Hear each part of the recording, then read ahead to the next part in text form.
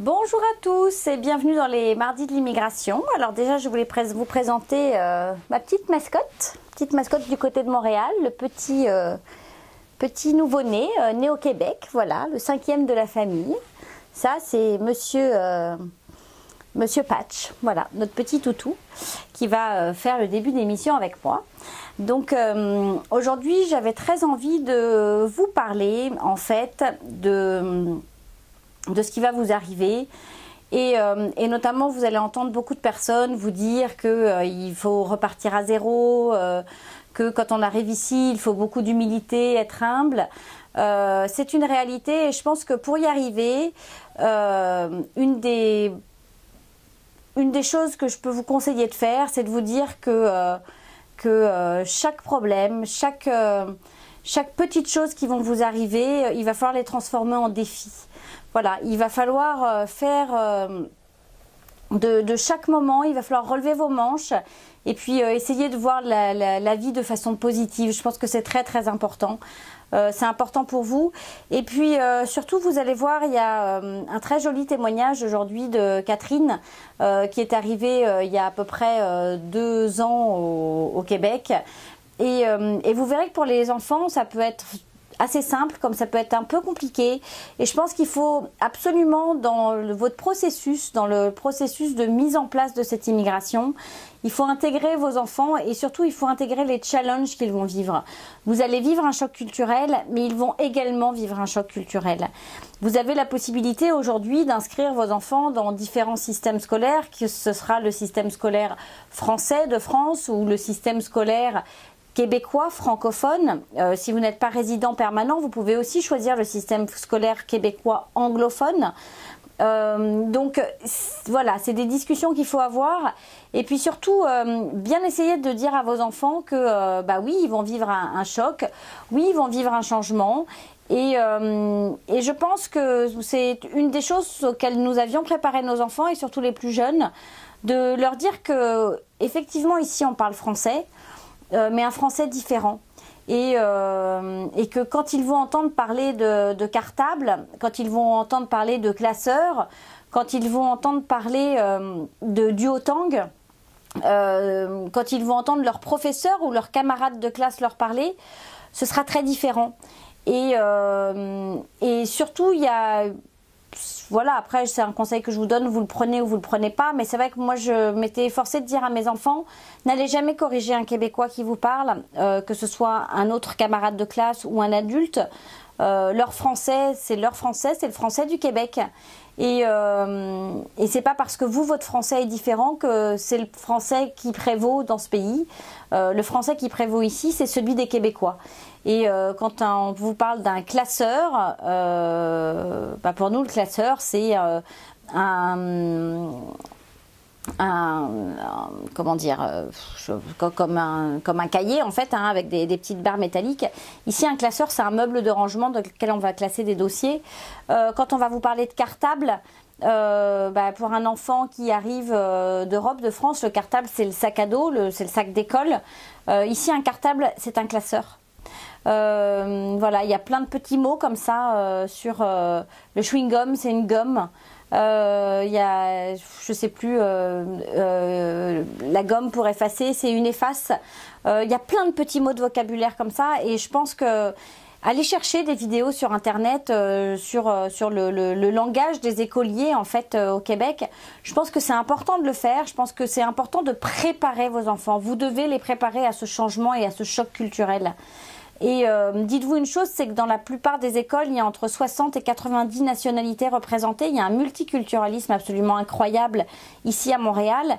Mais si vous choisissez une autre ville que Montréal, si vous vous retrouvez à Sherbrooke ou à Québec, ils vont être entourés quasiment que de Québécois et que même si au Québec, et que le Québec s'est construit sur l'immigration, et que même si il y a des personnes qui seront certainement d'origine différentes que celles du Québec, ça peut être des origines qui viennent de 2, 3, 4 générations en dessous. Donc je veux dire, et des personnes qui sont nées au Québec et qui sont complètement québécois, et donc avec un français, un langage, une communication qui est différente. Vous devez vous préparer, mais vous devez absolument préparer vos enfants. Et ça, c'est vrai que j'en ai jamais parlé dans aucun live, parce que c'est vrai que je ne touche pas non plus que des familles. Je touche aussi vraiment des tranches d'âge je dirais, du jeune de 17-18 ans jusqu'aux retraités. Donc c'est vrai que excusez-moi si je focalise aujourd'hui beaucoup sur les enfants, mais vous verrez pourquoi avec la suite, notamment avec l'histoire de Catherine. Il y a des enfants qui ne supportent pas ce changement, il y a des enfants qui ont fait des dépressions, il y a des parents qui ont décidé de tout quitter pour retourner en France parce que leurs enfants ne supportaient pas, parce que les maris ne s'y retrouvaient pas. C'est pas toujours facile de s'adapter à cette nouvelle culture, de s'adapter à ces différences, de comprendre pourquoi est-ce qu'il faut repartir à zéro. On a beau avoir 30 années d'expérience et on a du mal à l'entendre et à l'accepter. Alors, avoir du mal à l'entendre et à l'accepter, ça ne veut pas dire qu'il faut absolument que vous repartiez de zéro. Il y en a qui le font, il y en a qui ne le font pas. Mais vos enfants, en tous les cas, eux, c'est une vie complètement différente. C'est une culture complètement différente, une communication complètement différente, des réactions complètement différentes. Et ils vont l'entendre. Et si vous ne les avez pas préparés psychologiquement, s'ils ne savent pas et si vous ne leur dites pas de se mettre un peu en sommeil pour être à l'écoute de l'autre et à l'écoute de cette culture, pour justement, eux, s'adapter, et ben, ils vont être en souffrance parce qu'ils n'auront pas été préparés à ça. Et je pense que c'est important de les préparer.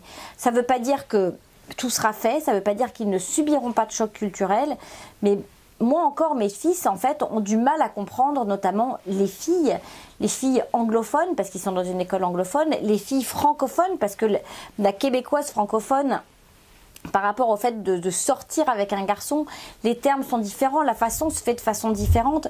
Et je veux dire, franchement, je veux dire, on a un fils qui va avoir 18 ans, donc je veux dire, c'est pas un petit. Et il nous disait, c'est pas facile parce que nos cultures sont différentes. Et ça, c'est important, je pense. C'est important à comprendre, à intégrer et à en discuter avec vos enfants. Il faut qu'ils se rendent compte qu'ils vont vivre un vrai changement. Vous n'arrivez pas ici en Europe, vous n'arrivez pas ici en France, vous n'arrivez pas ici au Maroc, vous n'arrivez pas ici en Chine, vous arrivez au Canada, dans la province du Québec. Et la province du Québec est très différente de la province de l'Ontario, est très différente de la province du New Brunswick. Chaque province a sa culture, a sa façon de faire, même si globalement vous êtes au Canada et que les Canadiens ont une façon de faire qui est assez globale et générale. Après, il y a des entités, et je l'ai déjà dit, en fonction de la ville dans laquelle vous allez vivre, en fonction du quartier dans lequel vous allez habiter, il va se passer des choses. Donc c'est vrai que c'est très important. Et je pense que vous devriez un peu aller poser des questions sur la parenthèse immobilière, parler à Fabrice, parler de ces quartiers, il les connaît bien, surtout si vous venez d'Europe et que vous avez un peu des habitudes de vie, d'une façon de faire. N'hésitez pas à aller poser toutes ces questions sur la parenthèse immobilière, n'hésitez pas à contacter Fabrice pour vraiment essayer de comprendre les quartiers, comprendre comment ça se passe. Alors il saura surtout vous parler de Montréal parce qu'il est beaucoup sur Montréal, mais voilà, je pense qu'il faut vraiment ne pas hésiter à expliquer à vos enfants ce qui va se passer en fait pour eux. Et même si vous les mettez dans une école française, dans un système français, je pense que c'est très important d'abord d'essayer de voir si vous pouvez leur faire visiter l'école, si c'est possible, et puis de leur expliquer ce qui va se passer culturellement parlant. Parce que je veux dire, peut-être que si vous arrivez de Paris ou d'une grande ville, culturellement parlant, vous aurez le sentiment que le changement est moins fort. Et encore, je peux vous dire que c'est quelque chose d'assez costaud. Mais de la même façon que vous devez vous préparer, ils doivent se préparer. Alors maintenant, c'est pas parce que moi je viens vous raconter tout ça, c'est pas parce que chaque semaine j'essaye de vous donner des conseils, des approches, que vous serez complètement préparé, parce que vous allez devoir vivre l'expérience. Sans vivre cette expérience, vous ne saurez pas en fait exactement comment vous acclimater. Et c'est vrai que j'ai beau vous dire, plein de choses et de vous donner plein de conseils. Et puis avec Valérie, avec Fabrice, il y a eu Hélène aussi qui a beaucoup participé à tout ça et aux interrogations que vous devez vous poser. Malgré tout ça, vous allez de toute façon ressentir des choses, ressentir les expériences, et puis peut-être qu'à ce moment-là, vous vous direz, ah bah tiens, c'est marrant, Géraldine nous en avait parlé, on l'avait entendu sur du côté de Montréal, ou on l'avait lu sur tel ou tel site. Et je veux dire, il y a des choses qui sont vraies, il y a des choses qui sont moins vraies. Chacun, en plus, il ne faut pas faire non plus trop de généralité, parce que chacun va vivre les choses de façon différente. Mais en tous les cas, voilà, c'était vraiment important pour moi de vous dire, préparez-vous, préparez vos enfants. Préparez aussi vos familles au fait que vous allez avoir 6 heures de décalage horaire. Que vous n'allez pas être là chaque week-end ou à chaque événement de famille, chaque baptême, chaque événement important, vous ne pourrez pas forcément être là et retourner. Donc ça c'est important, et n'oubliez pas aussi une chose, c'est que ici, quand on travaille ici au Québec, vous n'aurez plus 5 semaines de congés payés, vous n'aurez plus de RTT. Ça fait pas partie du bagage. Ici, c'est 2 semaines de congé, et puis peut-être que si vous avez 17 ans dans une société, vous avez le droit à votre 4e semaine de congé payé. Mais en tous les cas, voilà, il faut être préparé à tout ça. C'est plein de petites choses. Donc préparez-vous et préparez vos enfants. Et si vous les mettez dans le système québécois, c'est pareil. Ils n'auront plus du tout les mêmes vacances. Les enfants dans le système québécois, ils ont une journée pédagogique à peu près par mois. Donc c'est une journée où ils sont à la maison. Par mois, parfois 2, ça va dépendre des mois. Et puis ils vont avoir 2 semaines à Noël, 1 semaine de vacances au mois de mars, qu'on appelle la semaine de relâche, et après ils vont avoir les vacances d'été. Et ça s'arrête là. Les vacances toutes les 5 semaines, pendant 2 semaines, ça n'existe pas ici. Souvent la pause déjeuner, c'est pareil, elle est assez courte aussi. Et puis ils vont avoir des boîtes à lunch, des lunchbox. Il faut absolument que vous ayez ces discussions avec les enfants. Quitte à leur montrer des films d'ados un peu nord-américains, des films de petits jeunes, pour qu'ils se rendent compte de ce que c'est qu'une école, un peu entre guillemets fonctionnement nord-américain. Essayez peut-être de les faire rêver un peu, ça peut aider. Enfin voilà, donc j'avais besoin de vous parler de ça, de vous parler de vos enfants, de vous parler de vous, de votre préparation. Et puis... j'espère que toutes ces émissions vous servent à quelque chose, vous apportent vraiment des éléments chaque semaine.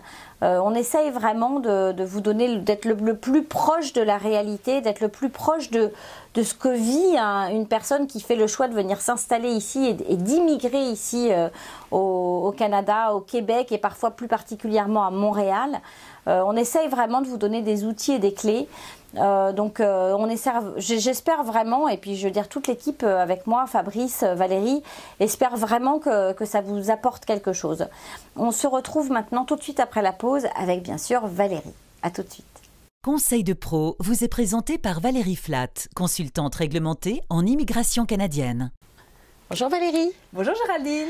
Alors, cette semaine, on va recommencer avec les questions. D'accord. C'est un principe qui plaît bien. Ah bah super. Et donc j'ai pas mal de questions qui m'ont été posées. Ok. Et notamment sur les études au Québec. Très bien.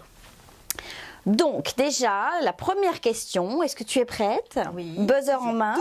Toujours prête. Est-il possible d'obtenir un permis d'études, donc pour venir étudier au Québec, Oui. quel que soit l'âge? Ah oui, quel que soit l'âge, oui, ça c'est la beauté de l'éducation au Canada en général. Même pas le Québec, c'est le Canada. C'est-à-dire qu'ici, en fait, ils mettent en avant la reprise des études. En tant qu'adulte. En tant qu'adulte, il n'y a pas de problème. On reprend ses études, on change même complètement de domaine de formation, on se refait une nouvelle vie. Ils sont ouverts à tout. Généralement, pour reprendre des études, ils vous demandent quand même de prouver que vous avez fini votre secondaire. C'est le minimum. Avant?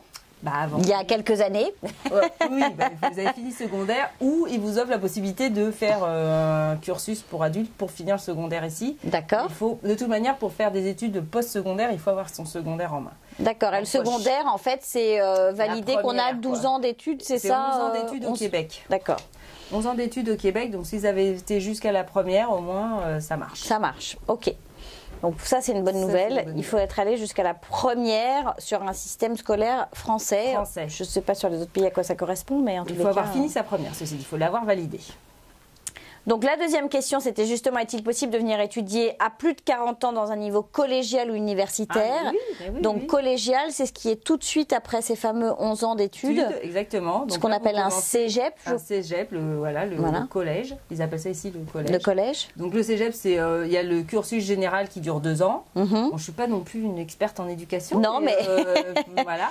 Donc le cégep général, c'est 2 ans qui vous donne en fait l'accès à l'université. D'accord. Où il y a les techniques. Donc les DEC, c'est ça, ou les AEP, je crois, ou DEP, voilà.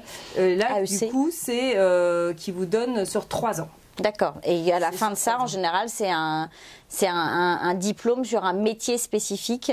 Ah oui, là, c'est très spécialisé. Voilà, c'est ça. Que vous choisissez tout de suite un domaine de formation. De formation, c'est ça. Donc là, c'est pour vous voulez devenir ambulancier, designer d'intérieur, esthéticienne, designer d'intérieur, boulanger, pâtissier. Ah, c'est ça. Et là, c'est des métiers, je dirais, plus techniques, peut-être. C'est ça. Des formations plus techniques et des métiers. Ouais. Et c'est des métiers en demande généralement. C'est ça. L'avantage du Canada et du Québec en particulier, c'est que quand même ces formations-là, ils les mettent sur le marché et puis c'est contingenté ou pas suivant la demande du marché.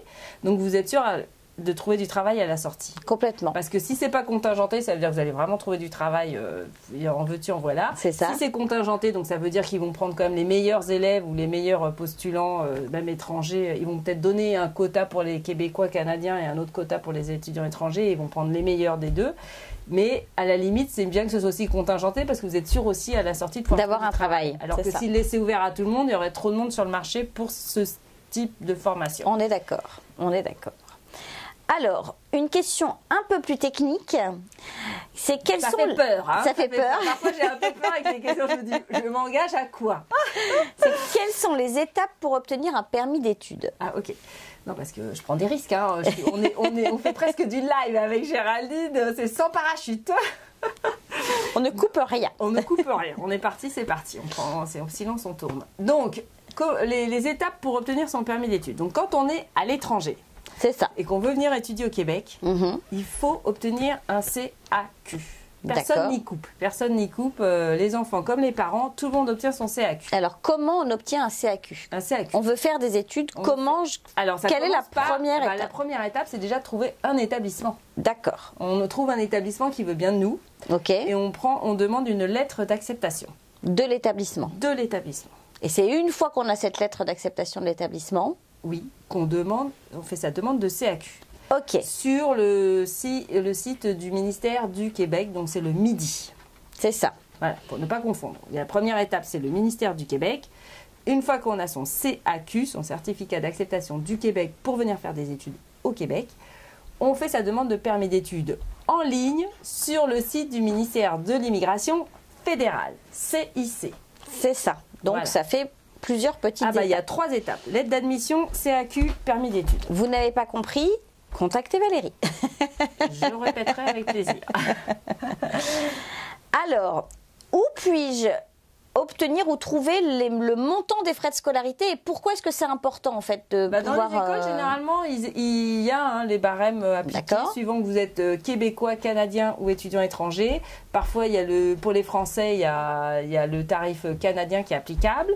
Il y a des accords entre la France et le Québec qui vous permet d'avoir des tarifs vraiment préférentiel parce que du coup vous payez ce que payent les Québécois pour les formations justement techniques dans les cégeps. C'est ça. Donc ça vaut vraiment le coup. Donc en fait il faut aller sur chaque établissement et si c'est un établissement public, généralement c'est la commission scolaire qui va vous donner les tarifs. Si c'est un établissement privé, l'établissement privé généralement c'est en ligne. Vous allez trouver les tarifs. C'est indiqué. C'est public. Enfin il n'y a rien à cacher. Et on a besoin de connaître le montant de. Ah oui, de toute manière sur la lettre d'admission, l'école est obligée d'indiquer quels vont être vos droits de scolarité, si vous en êtes exempt ou pas. S'il y a des accords entre la France et le Québec par exemple, ou si pour X raison ils veulent vous donner une bourse ou je sais pas, mais ils vous indiquent quel est le montant que vous devrez payer pour la première année d'études. Et ils doivent indiquer autre chose d'important sur cette lettre? Aussi, forcément, le papier en tête de l'école, l'adresse de l'école, le nom du programme, date de début et de fin du programme. Des études. D'accord. Exactement. Donc si c'est un programme de 3 ans, date de début, date de fin après les 3 ans. Et le montant de la scolarité. C'est ça. Donc ça, c'est vraiment important à obtenir. Par année, ouais, c'est par année. Qu'est-ce que la preuve de capacité financière?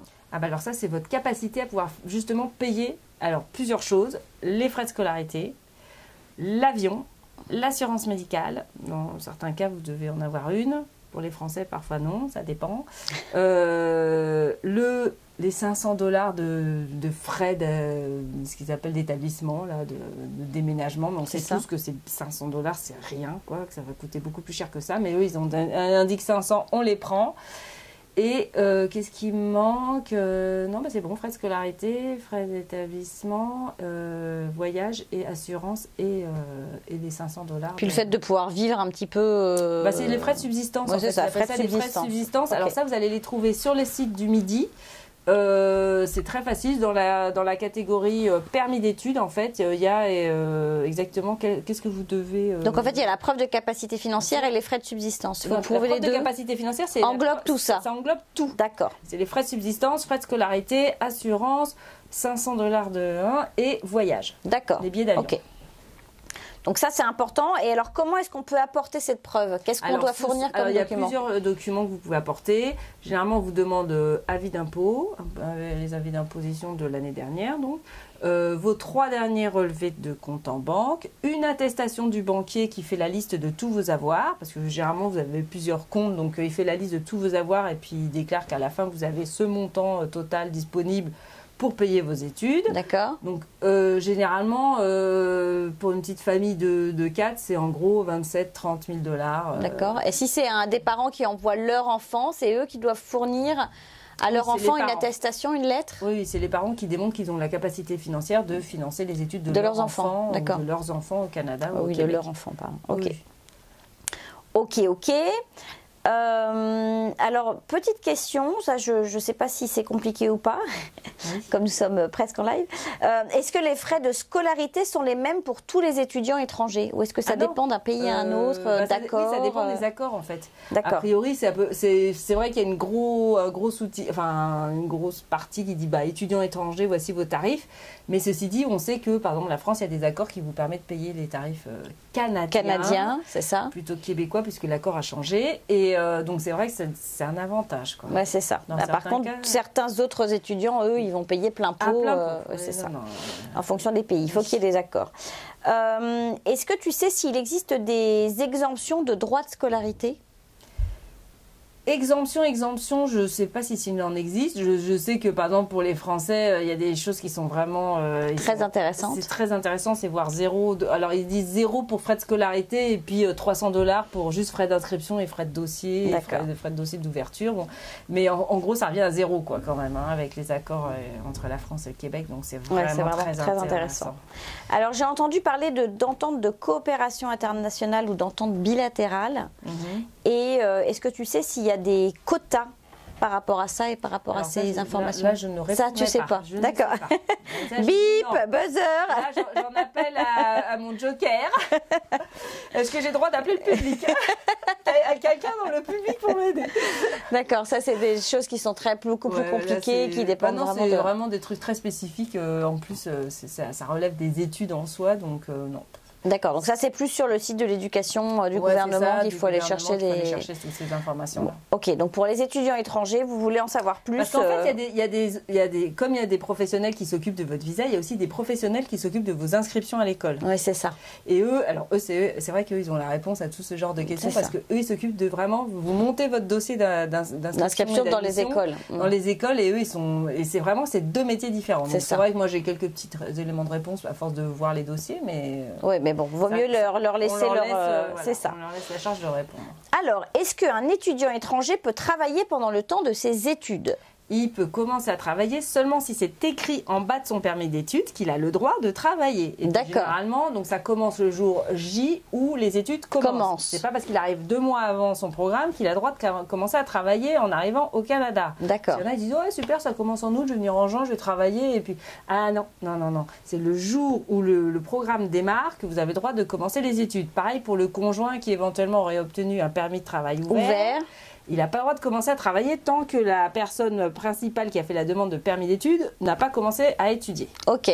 Après ça, vous avez le droit de travailler que 20 heures par semaine durant la session d'études. Pendant les études. Et à temps plein après, ce que vous voulez pendant les vacances. C'est ça. Ok. Donc les vacances, il y en a, si en fait c'est entre les sessions, c'est ça. Et puis il y a l'été. Il y a l'été.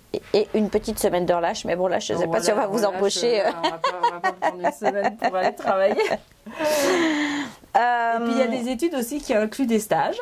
Donc ça c'est intéressant parce que généralement vous obtenez en plus un permis de travail qui vous autorise à travailler à plein temps pendant une session. Ça c'est chouette. Ça c'est chouette parce que du coup vous allez faire votre stage. C'est un permis vous ne payez pas, vous en faites la demande en même temps que vous faites la permis d'études. Vous dites que vous signalez qu'il y a un stage obligatoire inclus dans la formation. Et du coup l'agent va vous délivrer un permis d'études pour la même durée. Il ne faudra pas en abuser. Il est seulement pour le stage inclus dans les études et pas pour le travail. Et il n'y a pas de stage inclus dans toutes les études, seulement certaines études. C'est programmes et c'est des programmes très spécifiques et assez techniques. Oui, complètement. Ça va plus être dans la restauration, diététique, esthéticienne, ce genre de trucs. Ouais, c'est ça. Alors, est-ce qu'un étudiant, alors toi tu vas peut-être encore lever le joker, je ne sais pas. J'en ai peut-être un deuxième. C'est ça. Est-ce qu'un étudiant étranger peut obtenir une couverture santé? Est-ce qu'un étudiant... ils doivent tous en avoir une. D'accord. C'est obligatoire. Ah d'accord, ils doivent tous arriver... Avec une couverture santé. Il y a des universités qui proposent leur assurance, parce que c'est intéressant, parce qu'ils prennent des assurances pour tous leurs étudiants. D'accord. Ils négocient des tarifs assez bas. Ok. Et puis peut-être des meilleures assurances, des meilleures couvertures. Donc...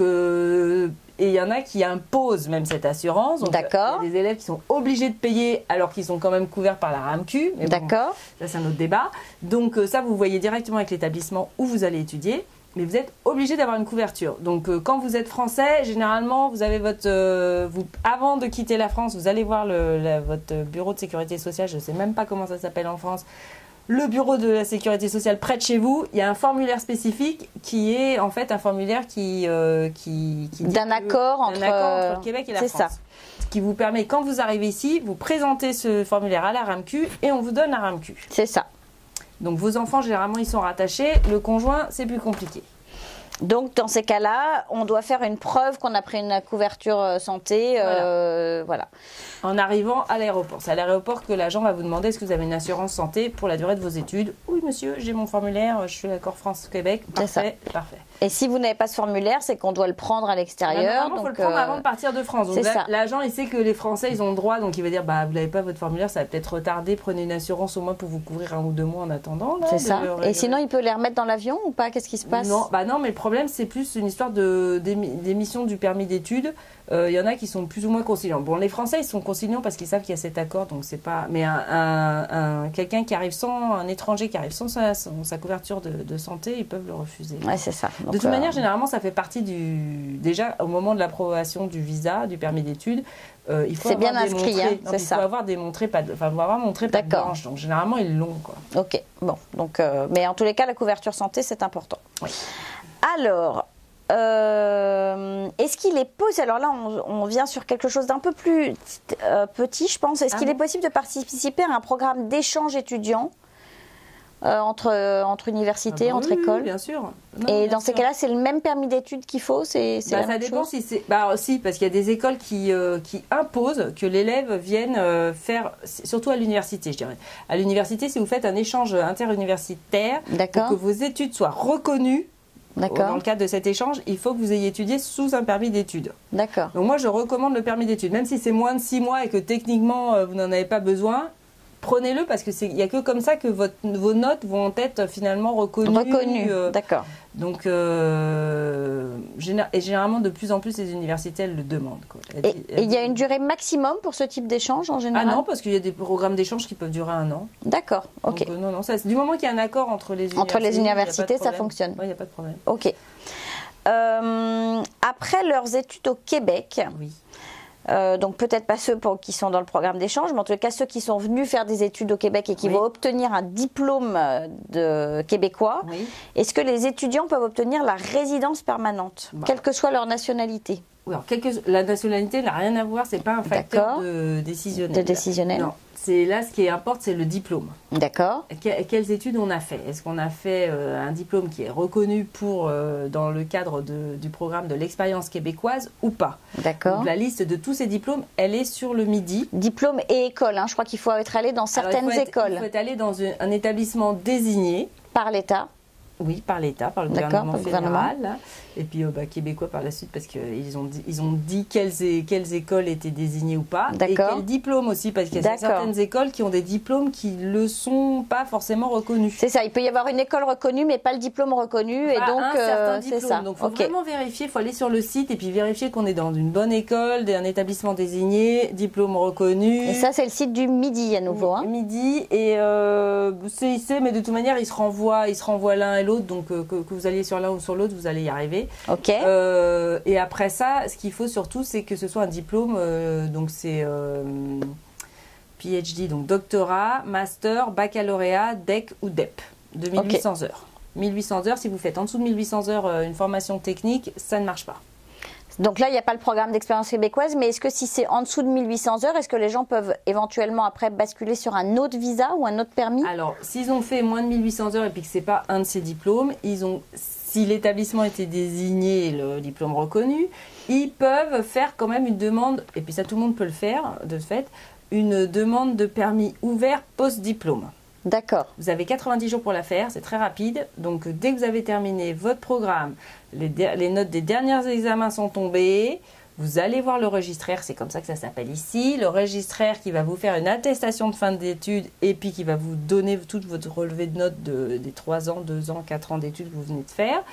Et c'est avec ça que vous allez pouvoir demander votre permis de travail ouvert post-diplôme. Ok. On n'attend pas la petite cérémonie de graduation, la fête. Qui est un an après, souvent. Qui est souvent très très très loin derrière. C'est ça. Parce qu'en fait, vous n'avez que 90 jours pour faire cette demande de permis de travail. Si vous perdez la chance, vous la perdez à vie. C'est ça. Alors, c'est dommage. Alors, dernière question. Oui. Que signifie, donc tu en as un petit peu parlé, mais on va quand même le repréciser. Okay. Que signifient les sigles PEQ et PRTQ? Travailleur qualifié. Ok. Donc PEQ, c'est le programme de l'expérience québécoise. Le PRTQ, ça sera en fait le programme régulier du travailleur qualifié. D'accord. Ok. Donc en ce moment, c'est mon projet Québec.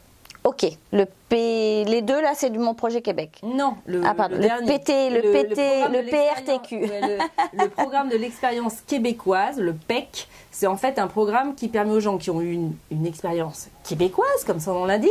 Étudiante uniquement au travail. D'accord, étudiante au Québec. Donc c'est un diplôme terminé au Québec ou 12 mois d'expérience de travail au Québec. D'accord, donc ça c'est le PEQ. Ça c'est le PEQ. PRTQ, c'est le programme régulier du travailleur qualifié, donc qui est en ce moment sous Mon Projet Québec, qui va devenir la déclaration d'intérêt éventuellement.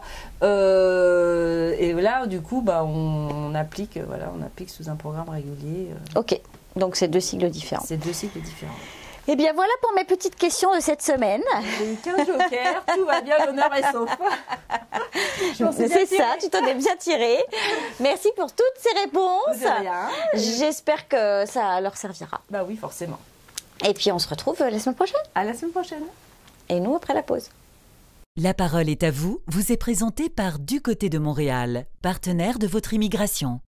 Bonjour Catherine. Bonjour Géraldine. Merci d'avoir accepté mon invitation. Merci de me recevoir. Alors, on est ici pour discuter de ton immigration au Québec, au Canada. Et puis surtout, est-ce que tu peux nous expliquer en fait quelles ont été la raison de ce départ? Pourquoi avoir choisi le Canada en fait et Montréal? Alors en fait, le déclic est apparu en 2014 lors des élections européennes françaises. D'accord. Le Front National est arrivé en tête. D'accord. Et là, on s'est remis en question avec mon mari en se disant qu'on ne voulait pas que nos enfants puissent évoluer dans un pays où le Front National montait à une vitesse fulgurante. Mm-hmm. Puis on n'avait pas envie que nos enfants aient peur de l'étranger. C'est ça. Voilà, c'était vraiment pas concevable. Et puis ça commençait à devenir, l'ambiance française commençait à devenir très morose, c'est-à-dire que dès qu'on voulait entreprendre quelque chose, tout était compliqué. C'était compliqué et négatif. Voilà, mon mari était dans le bâtiment et il me disait on peut pas faire ça, etc. parce qu'il y a des lois. Et on commençait à se sentir un peu à l'étroit. Et puis aussi, on avait une grande fille qui venait de rentrer en seconde, qui voulait aller étudier aux États-Unis. Qui était très jeune, parce qu'elle a 2 années d'avance scolairement, puis du coup on ne pouvait pas l'envoyer aux États-Unis avant 16 ans. Donc elle était très frustrée d'être obligée de rester en France. Donc voilà, tout ça, on a eu une réflexion. Moi au niveau travail, ça stagnait aussi. Et comment vous avez été... comment vous avez su en fait que le Canada accueillait des gens? Alors en fait on avait choisi de prendre un pays francophone, donc on avait plusieurs solutions. Il y avait la Suisse, mon mari voulait aller en Afrique parce que le bâtiment en Afrique ça pouvait marcher, puis moi le Canada m'intéressait. Alors l'Afrique, on s'est dit non tout de suite parce qu'il y avait pas mal de Français à l'époque qui se faisaient enlever, là c'était la mauvaise période. Donc puis pour les enfants, pour l'avenir des enfants c'était pas l'idéal. La Suisse c'était un peu trop proche de la France. Et puis le Québec, parce qu'on a une idée du Québec quand on habite en France en disant ça doit être super. Bon. Alors on a un peu cherché sur les réseaux sociaux, puis on s'est rendu compte que le New Brunswick donnait une conférence pas loin de chez nous. On arrive de l'ouest de la Vendée, puis il y avait une conférence qui se donnait au mois d'août 2014 à Nantes sur le New Brunswick en expliquant comment faire pour venir au Canada, s'installer. Donc on a été charmés par cette conférence qui expliquait qu'ils faisaient tout pour accueillir en résidence permanente les Français qui voulaient bien venir maintenir les 50% de Français, 50% d'Anglais sur cette province. Ça, c'était l'idéal. Après, on a cherché un petit peu plus. Puis, malheureusement, au New Brunswick, il n'y avait pas de grosses villes qui auraient permis à nos enfants de... Niveau scolaire, de pouvoir étudier... scolaire, universitaire même. Ouais, plutôt universitaire, voilà. Alors, on a mûri le projet et puis on s'est tourné sur Montréal. Et en février 2015, on a décidé de venir voir à quoi ressemblait l'hiver québécois. Une bonne idée de venir tester le Québec en hiver. Je le recommande fortement. Donc on est venu qu'avec mon mari. On n'avait pas trop ouvert le débat avec les enfants. Vous étiez avec les enfants quand vous êtes venus? On est venus tous les deux. D'accord. En se disant, on va voir avant d'en parler, avant de pouvoir avoir ce projet. Moi, je suis très frileuse, donc je voulais voir ce que c'était que l'hiver ici. Donc, tu es arrivée avec tes chaussures françaises et ton manteau français. Mon manteau français, mon bonnet français, mes gants français. Et alors? Quand on est arrivé, on n'a rien vu. Parce qu'on est descendu du taxi, tout allait bien. Puis le lendemain matin, on s'est dit, on a regardé à la fenêtre, on voyait des gens, on s'est dit, bon, on va descendre là. Puis on est descendu normalement habillés comme les Français. Un jean, un manteau. Puis là, on a très vite compris, arrivé sur le trottoir, qu'il fallait faire demi-tour. On a dû faire demi-tour parce qu'on s'est dit non. Donc là, on a fait les couches. Comme je sais que Géraldine explique régulièrement. C'est ça, la couche de l'oignon. Voilà, de l'oignon. Donc on a mis des sous-couches ils avaient acheté chez Decathlon, les sous-couches.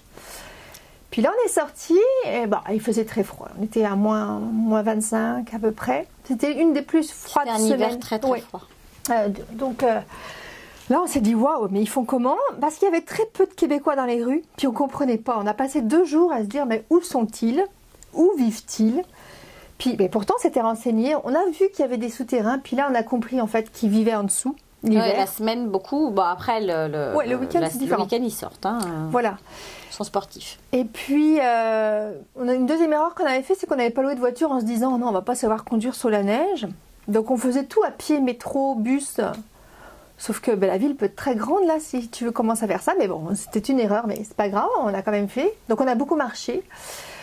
Puis, on a cherché les quartiers. Puis là, on s'est dit, bon, au bout de 2 jours, j'avoue que les 2 premiers jours, moi, je me dis, je vais pas y arriver. Non, je vais pas résister au froid, ça va pas être possible. J'ai dit à mon mari, là, je pense c'est bien qu'on soit venu avant.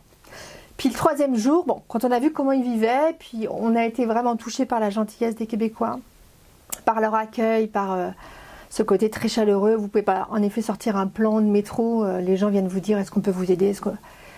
Fantastique. Bon, moi, j'avais décidé de venir ici en reprenant des études. Au début, c'était pas ça. On voulait faire la résidence permanente de France. Mais moi, mon souhait, c'était de repartir à zéro au niveau de professionnel. Puis de chercher un job qui me plaise. Et on a bénéficié ce mois de février. C'était la Nuit Blanche. Tous les ans, il y a la Nuit Blanche à Montréal, qui est une nuit ouverte à tous les domaines artistiques et toutes les écoles d'art, entre autres, sont ouvertes, les musées, etc. C'est toute une nuit où tout est ouvert. Puis là, j'ai découvert l'école de joaillerie de Montréal, où je suis allée, j'ai visité, j'ai vu les gens travailler cette nuit-là. Puis là, j'ai dit, voilà, c'est ce que je veux faire, je veux devenir joaillère. Alors... en une nuit révélation. Révélation, je dis, voilà, c'est vraiment, je sais pas, ça m'a touchée. Alors, on est rentré en France, on se disait, bon, c'est faisable, maintenant, renseignons-nous sur résidence, comment on fait. Moi, est-ce que j'allais été admissible aussi pour les études? Et c'est avéré qu'en tant que Française, en ayant un baccalauréat français, j'étais admissible au cégep du Vieux-Montréal associé à l'école de joaillerie, ça posait pas de problème. Cégep du Vieux-Montréal. Oui, je suis au Cégep du Vieux-Montréal pour les études, donc c'est un DEC, donc pour tout ce qui est matière français, philo, etc. Et puis tout ce qui est matière technique, je suis reliée à l'école de joaillerie de Montréal. Donc je me partage entre les deux écoles. D'accord. Alors, le Cégep, c'est un collège d'éducation générale et professionnelle. C'est après ce qu'on appelle le secondaire. Voilà. Et on peut y aller à n'importe quel âge. Oui. Ça, voilà, je pensais pas que j'aurais pu. En plus, ça, c'était vrai. Et le DEC, c'est le diplôme d'études collégiales. Ce sont des diplômes techniques en 3 ans en général. Oui, c'est ça. Voilà. Et en fait, les étrangers sont les bienvenus sur ces programmes-là. J'ai envie de dire qu'il n'y a pas de sélection particulière. Si vous avez un bac et que vous avez eu des très bonnes notes, enfin des notes correctes aux matières générales comme le français, la philo, l'anglais, vous avez le droit de vous êtes dispensé. C'est ça. Voilà. Mais il faut quand même avoir au moins 12 sur 20. Oui, c'est ça, il faut avoir eu 12 pour être dispensé. Voilà. Mais donc, on a quand même le droit à l'étude. Tu as ça, toi, de la littérature québécoise? Oui, bien sûr. Ça, systématiquement, ce qui est normal. Mais en fait, j'ai tout parce que moi, j'ai pas eu 12 sur 20 en français. Donc, je repasse mon bac je repasse le français, je repasse la philo. Waouh! Voilà. Par contre, je suis validée en anglais alors que je parle pas un mot d'anglais. Mais à l'époque, en France, il y a 20 ans, j'avais eu, je sais pas, peut-être 14 sur 20. Donc du coup, ils m'ont validé mon anglais. Génial. Quelle chance. Oui, une chance. Mais voilà, je repasse ces matières-là. Bon. Et alors, les enfants? Alors, les enfants, quel système scolaire as-tu choisi? Voilà, alors il faut juste savoir que pour la résidence permanente, c'était un peu trop compliqué pour nous. C'est ça que j'ai pas dit. On s'est rendu compte il fallait 2 ans. 2 à 3 ans pour avoir la chance de venir sur le sol. Puis c'était hors de question qu'on attende aussi longtemps. Donc en passant moi par des études, mon mari pouvait avoir un permis de travail ouvert. Puis mes enfants pouvaient étudier aussi. Donc on a choisi cette solution-là. Puis je suis devenue porteuse du projet permis d'études. Pour les enfants, alors c'est vrai que notre choix premier, on était tenté vers l'école québécoise, je ne vais pas le cacher. La deuxième chose qui nous est apparue, c'est que on ne savait pas si on venait là pour 1 an, 2 ans, 3 ans, 4 ans, 10 ans, puisque c'est quand même très incertain. Mon mari, même en ayant fait des centaines d'envois de lettres de la France vers le Canada pour trouver un job, n'avait pas eu de réponse. N'avait eu aucune réponse, il faut être très clair. Pourtant, il est ingénieur en bâtiment et travaux publics. Il avait 45 ans de l'expérience. Oui, mais il n'était pas reconnu comme ingénieur au Québec. Alors, il avait, lui, ça y est, avant de partir, on avait lancé quand même cette procédure d'équivalence de diplôme. Ça, il faut le dire. Et puis, c'est très important. Voilà. On le répète et le répète. Il faut le faire parce que c'est équivalences de diplôme. Et puis on peut le faire maintenant avant que la déclaration d'intérêt ne sorte au mois d'août, voire vous reporter en octobre. Oui. Faites vos reconnaissances de diplôme avant de faire votre dossier, au moins c'est fait. Puis c'est long parce qu'il faut aussi contacter l'ancienne école et puis avoir les notes, ça. Donc c'est quand même quelque chose qui prend du temps. Puis nous, il y avait une petite chose qu'on ne savait pas. Mon mari avait été condamné en France pour un accident de travail. Puis du coup, ça a été toqué au moment lors des ingénieurs ici, qui ont demandé à le voir en personne avant de prendre une décision. Pour être sûr qu'il ne lui soit rien arrivé physiquement, en fait. Parce qu'ici, l'ingénieur, c'est lui qui signe les plans, c'est lui qui est pénalement responsable. Alors qu'en France, c'est le chef d'entreprise. Mon mari était dirigeant, enfin associé au niveau entreprise, donc c'était lui qui avait pris, même si c'est pas lui qui était sur le chantier. Donc ils ont demandé à le voir. Donc voilà. Donc pour résumer, pour les enfants, donc c'est vrai qu'on ne savait pas si on venait 1 an, 2 ans ou 3 ans. Moi, j'avais très peur de venir qu'1 an, puis que mes enfants leur faire perdre une année scolaire, en fait. Bon, ça, c'est la première chose. Donc, on s'est tourné vers Stanislas, parce que c'est la première école qu'on a visitée. Puis, pour tout vous dire, on avait lancé le processus... je m'étais inscrite à mon école en 2016. Moi, j'espérais... pas 2016, 2015. C'est-à-dire, j'espérais qu'on puisse venir ici en septembre 2015. Et puis, on n'avait pas vendu notre maison, enfin voilà, c'était pas possible. Donc j'étais acceptée dans mon école, j'avais payé, mais bon, j'avais fait aussi des demandes dans les écoles pour les enfants. Ils étaient acceptés, mais on n'a pas donné suite parce qu'on n'était pas prêts à partir. Ouais, c'était trop tôt. C'était trop tôt. Et puis on s'est trouvé à un problème avec ma fille à 2 ans d'avance scolairement au niveau français. Et on a essayé de la faire rentrer dans les écoles ici québécoises, et ils ne voulaient pas l'intégrer au niveau cégep, donc le même niveau que moi, puisqu'elle n'avait que 14 ans à son arrivée ici. Oui, donc elle n'était pas acceptée en cégep. Voilà, et il fallait qu'elle redouble. Et elle ne voulait pas redoubler. Donc on s'est tourné naturellement vers le système français en expliquant et en disant voilà, qu'il fallait c'était notre seul moyen. malgré ça, malgré qu'on s'y soit pris au mois de janvier, elle était sur liste d'attente pour rentrer en première scientifique. Donc voilà, on était dans l'incertitude. Et puis pour mon deuxième, il était aussi en liste d'attente pour rentrer en CE2. Ce qui s'est passé, c'est qu'en juillet, vers le 14 juillet, on a eu une réponse de l'école française qui nous a dit c'est bon, on prend votre fille. Mais pas votre fils. Mais pas votre fils. Aïe, aïe, aïe. Alors donc là, on s'est dit c'est pas grave. Super, il va aller à l'école québécoise, il va s'adapter, ça va être génial pour lui. Puis moi, quelque part, j'étais assez contente. Je m'étais dit, en CE2, c'est moins grave. C'est sûr, c'est sûr. Puis ça fait une expérience, ça permet d'apprendre à d'autres cultures. Oui, on s'est dit ça. Et bon, on a présenté aux enfants, on est venu avec les enfants en repérage. Moi, je le conseille aussi. On est venu en avril de l'année d'avant, c'est-à-dire en avril 2016. On est venu choisir une maison, trouver un endroit pour se loger, montrer la ville aux enfants, montrer la neige, parce qu'au mois d'avril, il y avait de la neige. C'est pas le meilleur mois pour venir, hein, je vous le déconseille. Mais c'est vraiment pas le meilleur mois. Pas beau. Voilà, on avait loué une voiture, donc c'était pas du tout la même configuration. On a visité, puis bon, les enfants ont adoré, ils sont tombés sous le charme. Enfin, on a eu l'impression, en tous les cas. Et alors, comment s'est passée cette intégration pour les enfants? Donc la grande, rien à dire. Ça a été très dur, la marche a été très haute. Il faut savoir que Stanislas, contrairement à ce qu'on peut penser, c'est un lycée quand même qui est français, très sélectif et très élitiste. Donc j'ai la chance d'avoir une grande fille qui fonctionne bien à l'école, mais qui a eu quand même du mal. Le premier trimestre, elle m'a dit, mais waouh, faut que je travaille comme une folle, parce que j'arrive pas. Elle a dû reprendre Maths Québec. Elle a dû reprendre tous les compléments scientifiques qu'elle n'avait pas acquis pour avoir le niveau québécois de maths. Donc maths, sciences de la nature et puis sciences physiques. Donc ça veut dire que l'école pour elle, c'est de 8h le matin jusqu'à 6h le soir, tous les jours de la semaine. Il faut être très clair, hein, c'est du lundi au vendredi, donc c'est pas le même rythme qu'en France. Et puis une dose de travail personnel énorme. Bon, elle a la capacité, donc c'est passé comme une lettre à la poste, elle s'est fait des amis, c'était parfait. Le petit deuxième a intégré donc l'école québécoise. En 3e année, donc l'équivalent de notre CE2. Et puis au début, ça avait l'air merveilleux au début. Bon, il nous disait quand même qu'il ne comprenait pas tous les mots.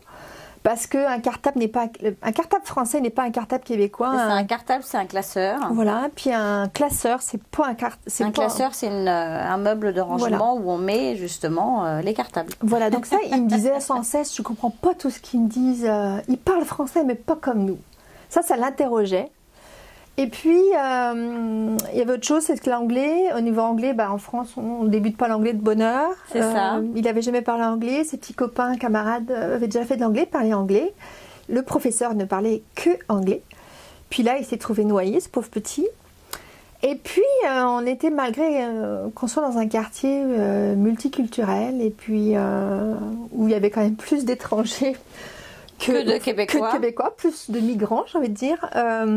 Et là, il se faisait parfois traiter de sale français. Tu joues au football comme les Français, tu joues pas au soccer.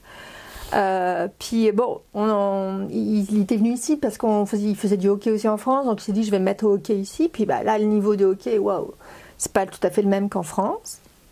Donc le temps que tout se mette en place, bon, il a vécu un mauvais moment. C'est-à-dire que Timéo, il est tombé malade. Dès qu'il y avait cours d'anglais, il tombait malade, puis on nous appelait, il fallait qu'on aille le chercher. Alors, au début, on prenait ça en se disant, bon, allez, tu vas t'y faire. Puis en fait, très vite, il est tombé malade, vraiment. C'est-à-dire qu'il était presque en dépression, il jouait plus, il n'avait plus le goût d'aller à l'école, plus le goût de vivre ici, il voulait rentrer en France. Il voulait rentrer en France même si nous, on restait. Il était malheureux, il nous le disait, que ses oncles, ses tantes, ses papis, ses mamies, tout le monde lui manquait. Puis que lui, il n'avait pas choisi de venir là. C'est ce qu'il nous disait. Puis que nous, c'était notre choix, mais que lui, c'était pas le sien. Puis que lui, il voulait retourner en France. Puis même s'il était tout seul, il voulait retourner en France, à l'école française où il parlait français. Alors là, ça a été un gros choc pour nous avec mon mari. On n'a pas compris sur le moment. Ça a été violent. Moi et ma fille, on s'éclatait totalement dans ce qu'on faisait. Mon mari, un peu moins, parce qu'il faut dire que mon mari... une fois le déménagement passé, le container vidé, les tâches ménagères faites à la maison, lui il n'avait pas de vie sociale. C'est-à-dire que il cherchait du travail, mais à la française, c'est-à-dire que... Ça lui servait, les tâches ménagères, ça l'amusait pas? Pas trop. Enfin, au début, il s'est jamais plaint, je ne peux pas dire, mais c'était un homme, et puis il me disait, moi j'ai pas de vie sociale, je vois personne à part mon fils là. Puis vous vous éclatez, pas moi. Et j'ai beau envoyer des CV, j'ai aucune réponse, même en habitant au Québec. Alors que je suis ingénieure, puis que je suis prêt à prendre n'importe quel boulot. Il avait refait son CV aux normes québécoises, ça s'était bien fait. CV, bon. Après, on n'avait pas tous les filons, c'est clair. Alors, bon, par la chance, du hasard, mais je ne crois pas trop au hasard, mais on s'est acheté un Thermomix parce qu'on n'avait pas d'appareil ménager, puisque c'est pas le même courant. Hein. Puis, de fil en aiguille, la jeune femme qui m'a vendu le Thermomix faisait partie d'une association de Montréal, qui regroupe quelques Français puis des étrangers. Alors, on a pris part, on s'est un peu obligé à y aller. On s'est dit, il faut qu'on arrête de rester aussi qu'entre nous. Il faut qu'on s'ouvre un peu. Puis on s'est ouvert, on a rencontré des gens formidables qui nous ont dit, bon, vous pouvez pas rester comme ça, il faut faire des 5 à 7, il faut, allez, il faut se bouger. Donc, je dis à mon mari, allez, hop. Et puis, de relation en relation, parce que c'est comme ça que ça se passe, puis de petit déjeuner en 5 à 7, il a rencontré quelqu'un qui connaissait quelqu'un. Voilà, c'est comme ça, c'est le réseautage, ça s'appelle. C'est ça. Géraldine je le dis tout le temps. C'est tellement vrai. C'est ça, on réseaute. On réseaute, il a accepté un job d'ingénieur junior, alors que, bon, il était bien confirmé, mais lui, il fallait un job, il fallait qu'il travaille. Dans une entreprise, donc c'est une entreprise québécoise, mais c'est une filiale du groupe Vinci, donc une entreprise française. Donc il a commencé à un salaire, voilà, le salaire c'est pas ce qui nous importait, c'était vraiment un job. La première expérience québécoise, c'est ça. Et puis donc il a été nommé ingénieur junior, puisque l'ordre des ingénieurs l'avait reconnu, mais en tant que junior, pas en tant que senior. Et il a fait son expérience québécoise, et puis d'un peu plus d'un an, une entreprise québécoise est venue le démarcher pour le débaucher, pour travailler sur un nouveau projet, donc ça c'est assez récent. Et il faut avoir l'humilité de recommencer à zéro, puis de prendre ce qu'on nous donne. Faut savoir qu'il est parti à un salaire, voilà. Bon, là, il a augmenté de 60% son salaire en changeant d'entreprise. Enfin, même au cours de la première entreprise, il avait déjà augmenté, mais là, voilà. Et puis maintenant, il est ingénieur senior. Et là, depuis aujourd'hui, il va être... Son diplôme reconnu. Là, il a revalidé des choses, parce que c'est pas la même législation, donc il a fallu faire des choses. Donc là, je pense que son diplôme va être reconnu enfin en tant que senior. Bon, ça va être une autre phase. C'est ça. Mais voilà, mais il faut... En tant que Français, il faut être humble et puis accepter le premier job que tu prends, enfin que tu trouves, et puis partir à zéro, puis pas avoir peur, être confiant de tes capacités, parce qu'on a des capacités, on a des compétences qui sont différentes de celles des Québécois, donc c'est aussi une force, on a une force de travail qui est différente de la leur, on n'a pas les...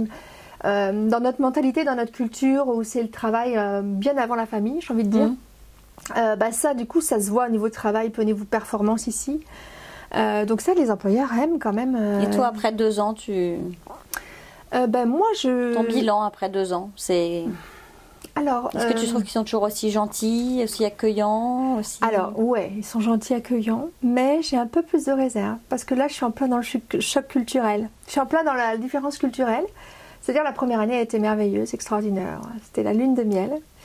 Là, je suis dans la différence culturelle où je me retrouve pas pleinement française... C'est-à-dire que moi, j'ai des habitudes de vie, de façon de parler. Tu en parles souvent, mais... puis ici, on est dans le politiquement correct. C'est-à-dire qu'on ne s'énerve pas, on dit les choses en aménageant... Bien enrubanné, voilà.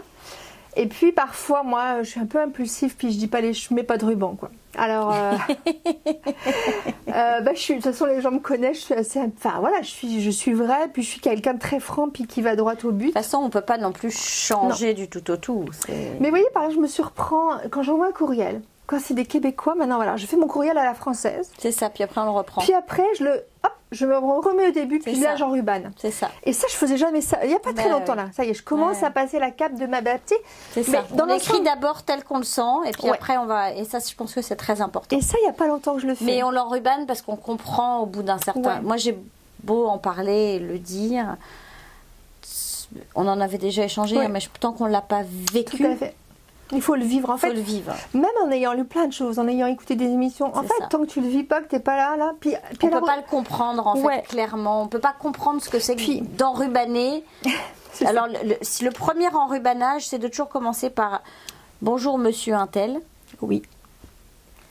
J'espère que vous allez bien. Oui.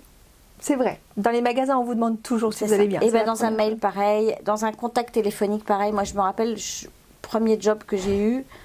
Donc j'étais commerciale, donc commerciale, on appelle les entreprises, on fait de la prospection téléphonique. Et on me fermait tout le temps des portes jusqu'au jour où j'ai compris qu'il fallait que je dise bonjour, vous allez bien, Géraldine Fudénin, vous allez bien?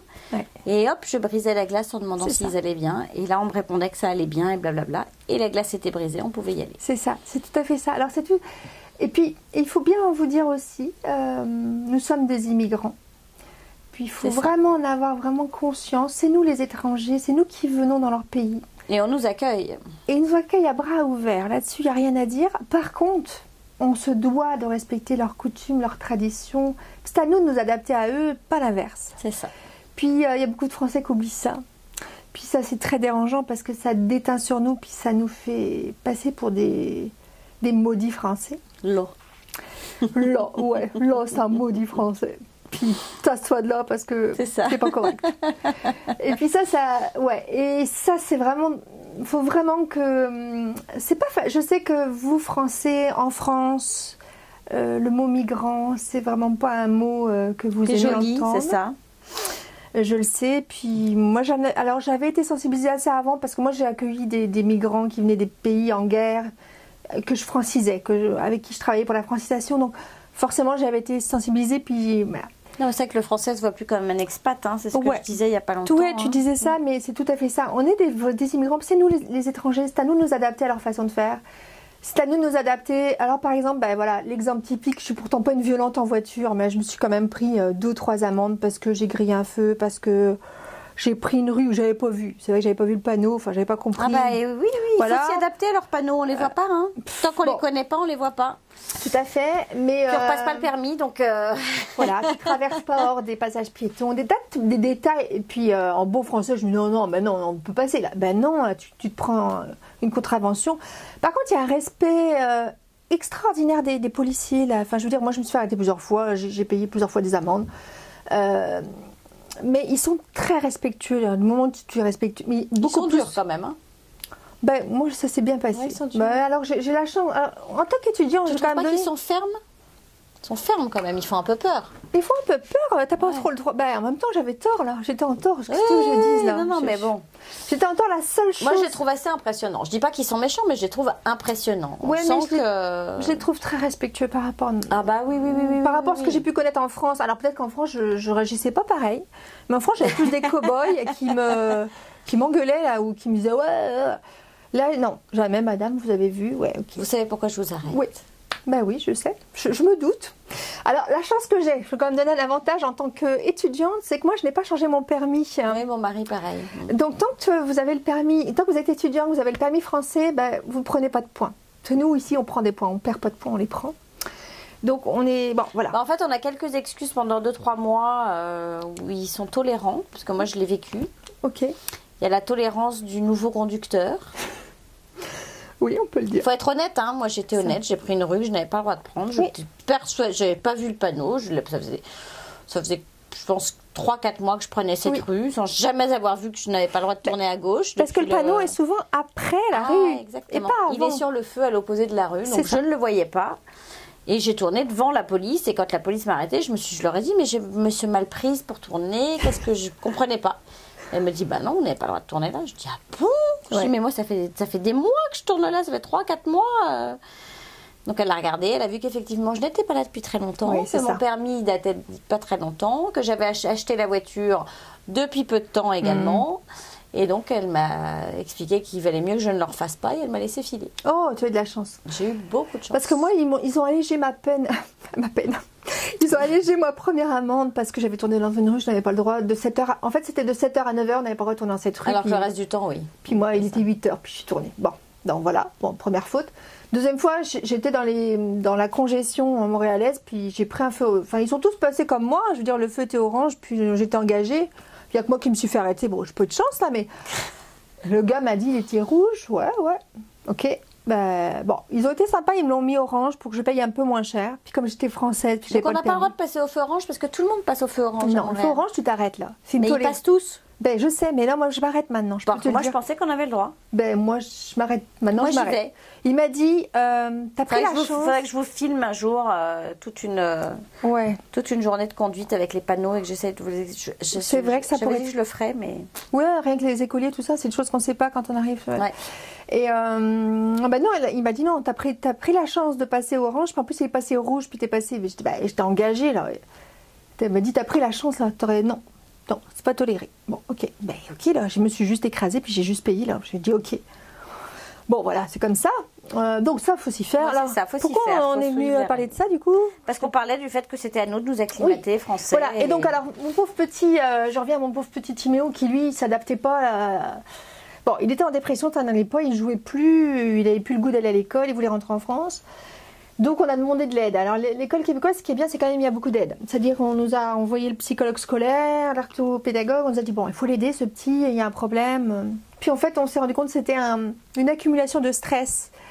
Nous, on était très près, tout le monde était très près, puis j'avais vraiment l'impression qu'il était très près. Mais en fait, le changement d'environnement, voilà, trop de changements ont fait que le stress était à un niveau intolérable pour lui. Puis l'anglais, je pense que c'était la goutte d'eau qui faisait déborder le vase.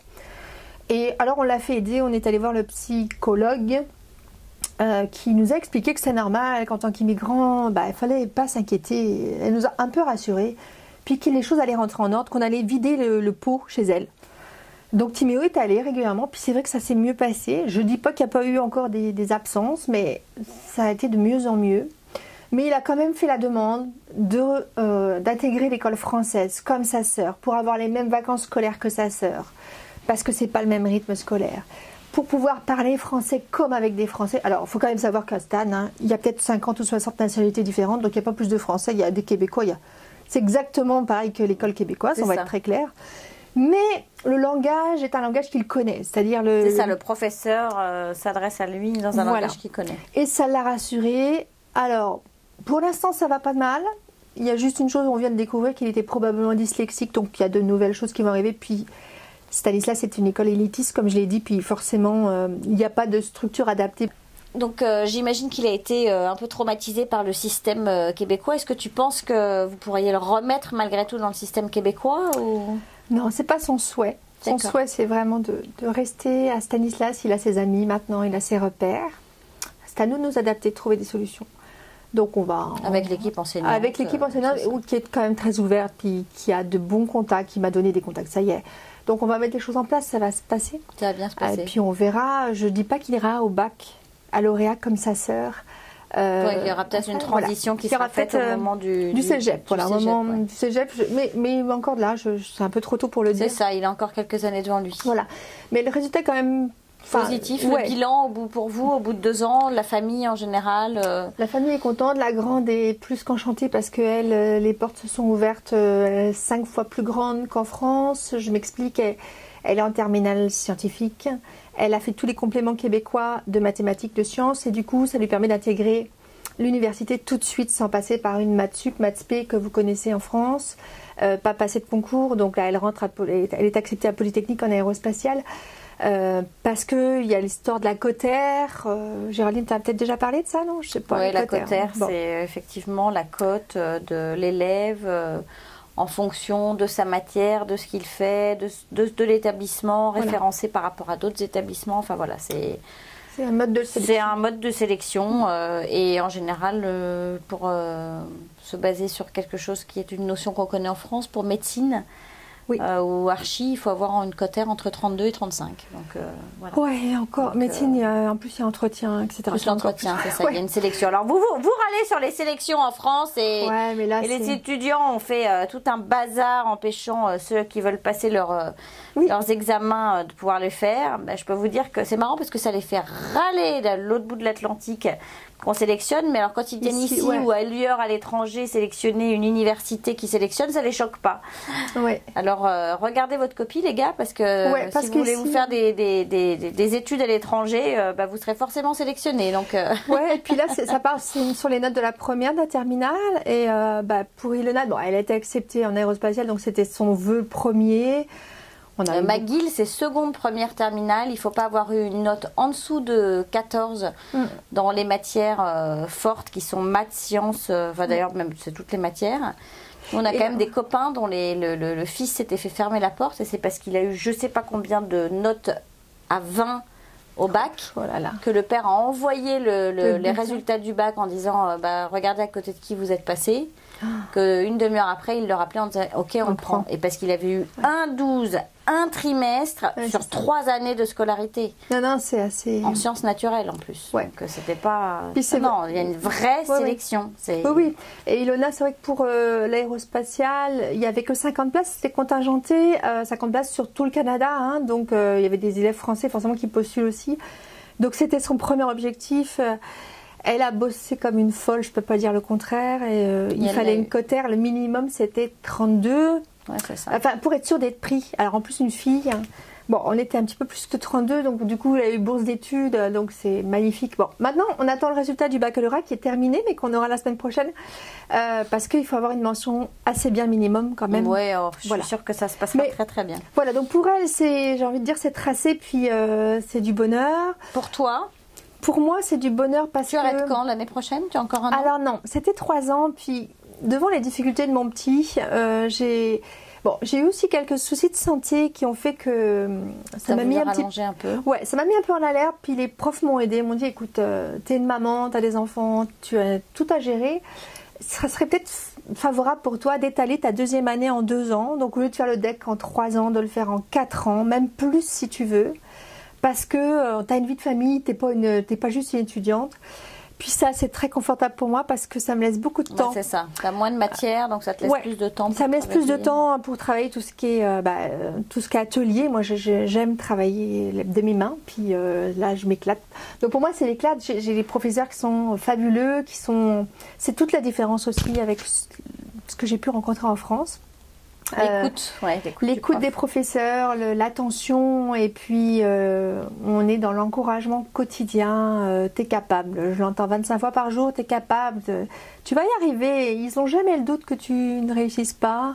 Il n'y a aucun échec, ce ne sont que des expériences. C'est-à-dire que si tu rates quelque chose... Ça, c'est une jolie phrase, il n'y a pas d'échec. Ouais, c'est pas un échec là. Je te l'ai volée cette phrase. Tu me l'as volée, mais c'est pas grave. C'est avec plaisir parce que vraiment... C'est très belle cette phrase. Il n'y a pas d'échec, il y a que des expériences. Et puis même au tout début, voilà, j'ai rencontré des jeunes filles qui avaient 17 ans qui étaient avec moi. Forcément, moi j'en avais 45, 46. Et puis au bout d'une session, elles te disent j'arrête, je vais faire autre chose. Puis en tant que mère, là, t'es complètement... tu dis quoi? T'arrêtes, mais tes parents vont dire quoi? Mais mes parents ils sont d'accord, hein, j'ai le droit de m'être trompée, je vais changer, je vais essayer autre chose. Puis ça, c'est pas du tout notre culture, on va dire. Mais ça, c'est vraiment le fun parce que c'est ouvert. Puis voilà, donc non, moi j'ai des gens... alors l'école de joaillerie c'est une vraie famille pour moi. J'ai vraiment... c'est pareil, c'est des gens qui viennent de tout le monde entier. Beaucoup de Québécois quand même, mais c'est une petite famille. Tu as trouvé des gens de ton âge ou pas? Ouais, quand même. Alors, il y a quand même la formation continue, c'est-à-dire que moi je suis dans la formation régulière, puis il y a la formation continue, c'est-à-dire ça c'est assez drôle aussi ici. Ouais, c'est des cours fabuleux. Le soir, donc ou l'après-midi de midi à 5h ou de 18h à 22h. C'est ceux qui sont en emploi. Qui après leur job viennent travailler, viennent prendre des cours à la joaillerie, puis travaillent. On y va le week-end aussi, le samedi, dimanche, on a des cours, puis il n'y a pas de problème. Puis donc du coup là j'ai plus de gens de mon âge, mais que je retrouve en atelier quand je fais. Mais dans ma classe, là je dois être la plus vieille là cette année. Est-ce que je suis la plus vieille? Pas sûre. Non, je suis même pas sûre que je suis la plus vieille. Mais voilà. Mais en fait ça pose pas de problème. C'est vraiment bon. Voilà, je suis peut-être bien tombée. Mon école d'art est une école vraiment. Non, je pense que c'est une vérité. Je veux dire après tout le monde n'a pas la capacité à reprendre des études, à recommencer, à refaire de la philo, de la littérature québécoise. Voilà, il faut. Ça fait aussi partie de la résilience, mais globalement ceux qui s'accrochent et qui y arrivent réussissent. Donc, surtout le français. Le français, ça m'a fait vraiment parce que quand on a 16 ans, qu'on passe le bac de français, on n'est pas vraiment mûr. Et moi, j'ai donné des cours de français en France là. Donc je leur ai expliqué. Et on m'a dit non, mais il faut que tu repasses tout le français. Et au début, je trouvais ça normal. Là, je commence à trouver ça dur. C'est tannant. C'est tannant parce que tu tournes quand même à 19 sur 20 de moyenne, puis il faut que tu le valides là. C'est ça, il faut le valider. Il va falloir que tu le valides. Mais Jérôme a dû reprendre pareil et passer ce fameux examen là. L'épreuve uniforme de français. Voilà, l'épreuve uniforme de français. Et c'est très compliqué parce qu'une virgule, c'est un point. C'est ça. Un accent. Un accent, c'est un point. Et on ne peut pas avoir plus de 33 c'est 30%. Tu peux pas avoir 30% de faute. 30%, enfin ça compte en 30%. Ça. Et ça va très vite, c'est-à-dire que moi, la ponctuation, moi je faisais pas forcément attention en France, mais là les virgules, boum, c'est un point de moins à chaque fois. L'accent pas placé, quand tu fais vite tes accents, pouf. Non, les guillemets, il faut que ce soit des vrais guillemets, les triangulaires et pas les deux petites. Tout est bien. Par contre, ce qui est vraiment bien au cégep, et ça je le dis pour les gens qui ont des problèmes de dyslexie, de dysorthographie, il y a vraiment des plans d'aide où il y a le CED, ça s'appelle, c'est vraiment quelque chose dans le cégep qui permet d'aider les gens qui ont des problèmes, qui ont plus de temps. Il y a des structures de mise en place. Et ça, c'est fabuleux, quoi. Si vous n'avez pas jamais réussi à l'école en France, puis vous venez ici, là, vous trouvez que c'est le paradis parce que tout le monde peut réussir ici. Tout est ouvert, tout est possible, en fait. Bah, on est en Amérique, là.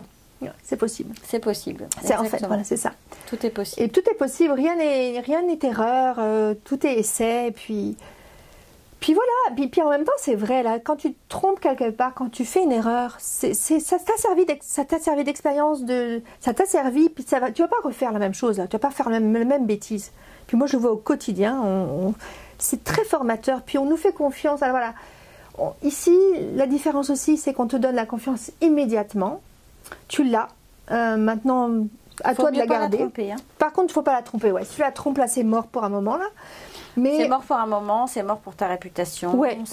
Tout est un petit monde en fait, parce que Montréal, on a l'impression que c'est grand, mais moi je vois dans mon milieu, on se connaît tous, puis on te fait super confiance, mais t'as pas tiers à faire une crasse à quelqu'un parce que c'est fini là. Puis t'es grillé sur le marché. Puis c'est comme ça, puis moi ça correspond à ma philosophie, donc ça va très bien. Mais voilà, faut être prêt en tant que Français, on n'est pas dans... Là, on n'est pas dans le... Comment je dirais? C'est comme comme l'histoire de la conduite. Il y a des règles, il faut les respecter. Là. Même si nous, on est latin en France, puis qu'on fait... on essaie de s'arranger avec la loi. Là, ça marche pas. Là, c'est boum. Mais voilà, c'est comme ça. C'est ça. Il faut être prêt à l'accepter. Il faut être prêt à l'accepter, oui.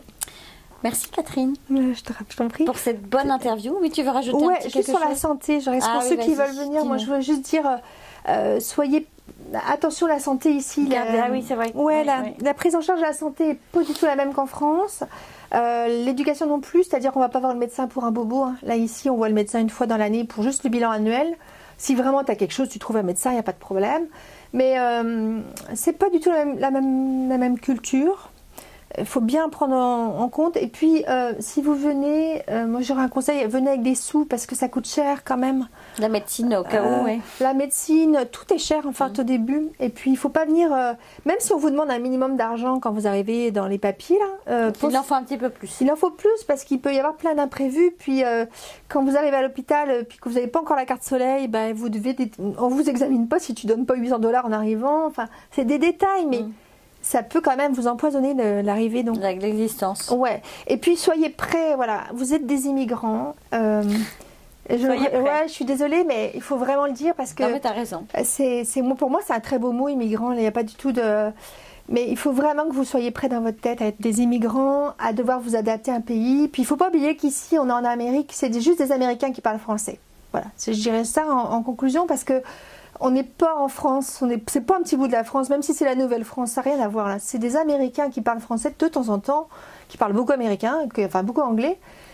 Mais voilà, je dirais. Je veux juste mettre en garde par rapport à ça parce que ça doit être tout beau, tout rose. Bon, voilà. Puis moi, maintenant tout le monde est épanoui, tout le monde veut rester là, donc ça va bien. On va partir sur la deuxième démarche qui est de la résidence permanente. Voilà. Et comment tu as connu du côté de Montréal, Catherine ? C'est très drôle. En fait, quand j'ai parlé de mon projet à ma coiffeuse de France, elle avait vu l'émission sur TF1. Et puis, elle m'a dit, il faut que tu regardes en replay. Il y a des gens qui habitent dans le sud de la France qui partent. Puis, la fille, elle a un truc Facebook et tout ça. Donc, je me suis dit, bon, allez, on va regarder. Puis, j'ai commencé à regarder. Puis, donc, Géraldine, c'est comme si je te connaissais depuis... je la suis depuis le début. Puis, après, on a eu une amie commune. Et puis, du coup, j'ai dit, bon, voilà, on a été mis en relation comme ça. Mais c'est vrai que moi, je te suis depuis le début. Voilà comment j'y suis. Puis, c'est vrai que j'encourage à regarder parce que tes capsules sont pleines de vérité. Celles que tu fais, Valérie, là, moi, j'ai rencontré Valérie à la salle de l'immigration l'autre fois. C'est vrai que ça permet d'avoir plein de réponses sur des questions. Donc, il y avait Hélène, il y avait maintenant le Fabrice, c'est ça, Fabrice aussi, il dit tellement plein de vérités. Quand tu es là, tu te dis, ouais, si j'avais su ça pour trouver l'appart, c'est des tas de détails, mais qui peuvent... Ouais. Donc, continuez à regarder parce que chaque capsule est très riche. Riche d'informations. Ouais, et puis vous en rendrez compte quand vous serez là. C'est ça, c'est ça. Parce Je que- ne dis pas que des mensonges, Non, je dis non. beaucoup de vérités, Ouais, parfois un c'est peu clair. trop, mais voilà, il faut les connaître. Ouais, il faut les connaître. Il faut les vivre surtout. Tout à fait. Merci Catherine. Merci Géraldine, à bientôt. On se retrouve après la pause. La parenthèse immobilière vous est présentée par Fabrice Wolzenlogel. Bonjour Fabrice. Bonjour Géraldine. Alors cette semaine, Alors cette semaine, on va faire quelque chose de un peu hors cadre par rapport à ce que je fais d'habitude, où j'essaye d'être très objectif, de vous donner des choses, on va dire très factuelles sur comment ça passe. Je vais être très subjectif cette semaine. Je vais vous parler des quartiers. Et je vais vous parler des quartiers parce que c'est une des questions qu'on me pose le plus souvent, des gens qui arrivent. Où est-ce qu'on doit habiter, les quartiers sympas, etc. Qu'est-ce qui fait leur différence. Voilà, donc je vais essayer, de façon très subjective, je le répète, de façon à ce qu'il n'y ait pas de malentendu. j'ai balayé Parce que Montréal. de vous donner les quartiers que je conseille en priorité aux gens qui D'accord. arrivent. Alors, je fais la part des choses. Au jour d'aujourd'hui, je parle de familles qui arrivent, d'accord, qui en règle générale ont comme critère le fait d'être proche d'un métro. Ça fait partie de leurs critères. C'est vrai. Le fait d'être proche d'une rue commerçante, ça fait partie des choses qu'on me demande souvent. On veut une rue commerçante On veut la avec petite boulangerie du coin, voilà, non. avec la boulangerie, les terrasses, les petits restos, etc. On veut des garderies ou on veut des écoles et on veut aussi ne pas être très loin, forcément, très souvent, des écoles françaises. Enfin, du moins du système français. D'accord ? Donc, je le répète, c'est subjectif, mais c'est quand même, ça tourne autour de ce profil-là. La famille qui veut arriver sur Montréal. D'accord ? Vous avez cherché un autre profil, vous pouvez toujours contacter Fabrice. On en parlera Voilà. après, parce que je vais vous en parler aussi après D'accord. d'autres profils. Mais voilà, ça c'est le profil. Alors, il y a classique, je veux dire entre guillemets. Alors déjà, parenthèse, c'est que tous les quartiers de Montréal et de l'île de Montréal ont des bons côtés, ont des coins sympas, il y a des parcs, on est près de l'eau, enfin bon, et tout. Donc je n'en exclus aucun dans mon analyse ici, mais je vais vous en parler de ceux que plus classiquement je conseille. L'un des plus classiques et l'un des plus traditionnels que je conseille, c'est Notre-Dame-de-Grâce, aussi bien à l'achat qu'à la location. Pourquoi ? Parce qu'on est à la fois dans un quartier très résidentiel, énormément de parcs. L'habitation, c'est l'habitation traditionnelle pour la grande part, c'est-à-dire des maisons avec des bas de duplex et des hauts de duplex, ou un cottage complet. On n'est pas très loin dans la partie, on va dire, qui est proche de Descarrés, on n'est pas très loin des métros que sont Namur, que sont Villa Maria et que sont les Snowdon. Donc je dirais on a ça, et on a l'artère principale qui est l'avenue Montcland.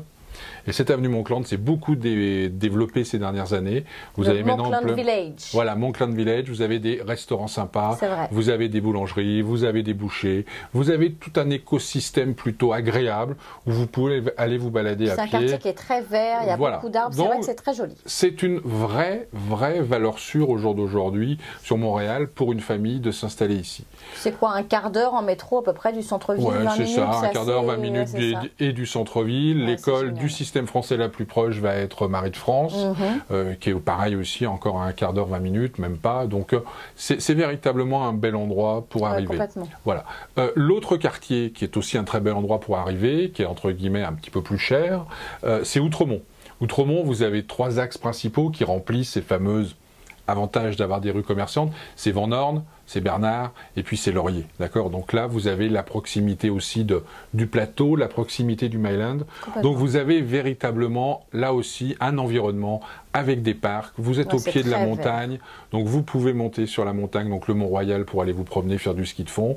C'est des très très beaux quartiers. C'est des quartiers où, quand vous arrivez, vous ne vous trompez pas, d'accord ? Alors, on va me dire qu'il y a pas mal de Français. Oui, il y a pas mal de Français, notamment à Outremont, un peu moins à Notre-Dame-de-Grâce, mais malgré tout, c'est très cosmopolite et vous avez un environnement quand même varié qui vous permet de vous intégrer dans de bonnes conditions. La valeur montante maintenant, parce qu'on a donc ces 2 quartiers qui sont des classiques et des valeurs sûres, on a la valeur montante, c'est Verdun. Verdun, c'est dans le sud-ouest de l'île de Montréal. C'est un quartier qui historiquement était un quartier plutôt populaire, un quartier plutôt ouvrier, qui a connu une évolution ces 10 dernières années, mais qui s'est accélérée ces 4-5 dernières années autour de Wellington, l'avenue Wellington. Alors l'avenue Wellington, ne trompez pas, parce qu'elle commence au Vieux-Montréal et elle finit beaucoup plus loin. Donc là, on parle vraiment de la partie de Wellington sur Verdun, qui elle aussi a connu ces dernières années un embourgeoisement, on va appeler ça comme ça, avec des beaux restos, des bonnes pâtisseries, des commerces intéressants et tout. En plus, Verdun, vous êtes à proximité de l'eau, à proximité du canal, vous avez les pistes cyclables, et c'est un quartier qui devient très familial et qui est aussi bien à l'achat qu'à la location, plus abordable que les deux quartiers dont je vous ai parlé. Et il y a le métro, puisque vous avez le métro de l'église notamment, qui vous emmène là aussi en ligne directe, je dirais, au centre-ville. Voilà. On est par contre à Verdun plus éloigné, c'est peut-être plus compliqué de mettre ses enfants à l'école du système français. Parce que là, on commence à être un petit peu plus loin. Voilà. L'autre valeur montante, je dirais, qui est plus à l'achat et qui est au jour d'aujourd'hui pas aussi aboutie que tous les autres quartiers dont je vous ai parlé, mais qui, à mon avis, si vous voulez acheter, si vous voulez vous projeter à 5-7 ans, et si vous voulez vous le dire, pardon, je pense que je vais faire une bonne affaire, parce que dans l'immobilier, on n'est jamais sûr. Hein, on aimerait bien, en tous les cas. Je ne suis pas en train de vous donner un blinsin et de tamponner quelque chose, mais vous pouvez vous dire, c'est en fin de compte le quartier du sud-ouest, donc qui est en fin de compte juste au nord de Verdun, à peu près aligné sur Verdun, mais juste au nord de Verdun, et notamment Côte-Saint-Paul et Villemar. L'avantage, c'est que c'est un quartier qui est pour l'instant en devenir, avec l'avenue Monque, qui est en devenir, mais il y a des signes avant-coureurs que ça se passe bien. Toutes les banques ont refait leur façade, certains commerces ont évolué. On a des petits signes un petit peu avant-coureurs. Les banques qui refont leur façade, elles redeviennent toutes belles, elles sont bourgeoises. Donc on sent que ça bouge. On a 3 métros. On a à la fois le métro Monque, qui est le central, mais on a aussi Jolicoeur, et puis on a au bout de cet arrondissement-là, en quelque sorte, Angrignon. Angrignon est aussi un endroit où vous avez un grand centre commercial, en fin de compte, où vous avez toutes les grandes anciennes. Donc l'avantage, c'est que vous avez les parcs, des écoles, des garderies, un quartier familial, et là on est encore dans des prix qui sont plutôt très abordables. Très souvent, ça va être des petits duplex, c'est-à-dire avec 80-90 mètres carrés sur chaque niveau, mais dans lequel vous pouvez vous faire un très très beau cottage. Duplex façon française, hein? Oui, non, un duplex façon québécoise. Façon québécoise, c'est-à-dire vous avez une maison avec 2 appartements. Ce sont des petits appartements, mais l'avantage c'est que vous pouvez vous faire une très belle. Ah, on peut les rassembler. On peut les rassembler, se faire un cottage complet à bon prix, et je suis quasiment persuadé que ce quartier-là va connaître les évolutions qu'ont connues Verdun, qu'ont connues d'autres quartiers ces dernières années. Donc ça, c'est, à mon sens, pour les gens qui veulent parier, investir et parier un petit peu, c'est très intéressant. Très bien. Après, à l'inverse, il y a un quartier auquel je ne crois pas du tout. D'accord, ça t'appartient, alors que certains y croient. Donc c'est pour ça que je vous dis que c'est très subjectif. C'est merci Hochelaga. C'est merci Hochelaga. Pourquoi je n'y crois pas du tout? Parce que quand j'ai commencé dans ce métier, j'ai fait des deals il y a une dizaine d'années, donc dans ce quartier-là. Et à l'époque, on m'avait dit ça va bouger, ça va complètement changer, c'est en train d'évoluer, etc. Oui, ça a évolué, mais vraiment sur des micros endroits. Mais dans sa globalité, c'est pas un quartier ça n'a pas bougé. Ça n'a pas bougé depuis 10 ans. Et donc, je ne vois pas pourquoi ça bougerait dans les 10 prochaines années, parce qu'il n'y a aucun signe là avant-coureur que ça va véritablement exploser et changer. D'accord. Donc voilà. Mais là aussi, visitez, faites-vous votre idée, c'est très très subjectif. Donc ça, c'est merci Hochelaga. Merci Hochelaga. Ensuite, c'est les faux amis pour une famille. Parce que ce que j'appelle les faux amis, c'est des quartiers qui semblent être des endroits où on dit ça va être sympa. Et puis pour une famille, on se rend compte que c'est pas terrible. Notamment, c'est le Vieux-Montréal. Ah oui, ça. Le Vieux-Montréal, c'est vrai que c'est super sympa, c'est super agréable. Il y a un côté européen, vous avez l'eau à côté, vous avez des rues magnifiques, vous avez des appartements qui sont très grands, qui font 160 mètres carrés, les appartements. Simplement, dans 160 mètres carrés, il y a 2 chambres. Donc, ça commence à être compliqué pour loger une famille. Il n'y a pas de parc, il n'y a pas d'école. Il n'y a pas de commerce de proximité. Il n'y a pas de commerce de proximité. Donc, si vous êtes une famille, à mon sens, c'est vrai qu'il n'y a pas d'épicerie, il n'y a rien. Il n'y a rien du tout. C'est pas du tout. Et vous avez un seul métro qui est McGill. Pour se stationner dans ce quartier, à moins d'avoir un. Sur l'avenue McGill. Donc, je dirais que c'est en ça que c'est un faux ami, parce que oui, c'est attirant, oui, c'est sympa, oui, c'est central, mais pour une famille, vous n'avez pas du tout les commodités qui vont permettre d'être bien, aussi bien en termes de logement qu'en termes d'environnement. Et puis, Griffintown. Griffintown, on en parle beaucoup. Le fameux Griffintown, avec ses tours, la tour des Canadiens et d'autres qui se sont développés ces dernières années. C'est pareil, c'est un super endroit pour vivre. Je ne vais pas dire le contraire. Vous êtes aux portes du centre-ville, vous êtes aux portes du Vieux-Montréal, vous avez l'eau qui est pas très loin. Des restaurants super sympas. Du restaurant sympa, une rue qui se développe avec des magasins de déco sympas, des enseignes qui sont montées, très bien.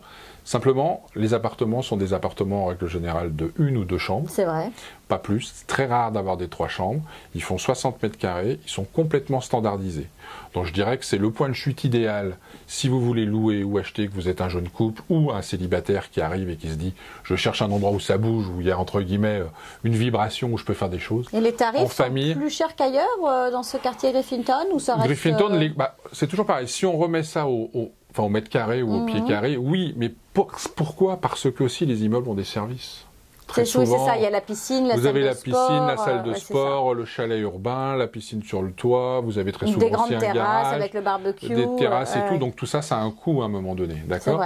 Donc je dirais que ce quartier-là, quand on arrive, oui, si on est un jeune couple, oui, si on est un célibataire, ça peut très bien faire pour une famille.